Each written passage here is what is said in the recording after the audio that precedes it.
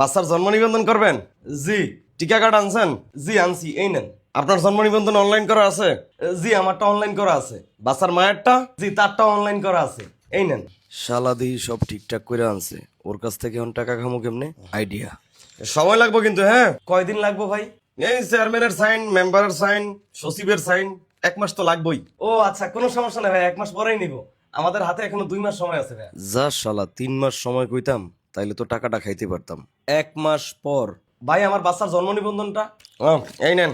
ভাই জন্ম নিবন্ধনে তো ভুল আছে ভাই।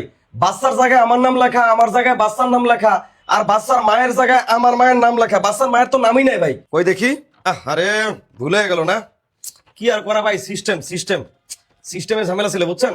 সমস্যা নাই, ঠিক করা যাবে।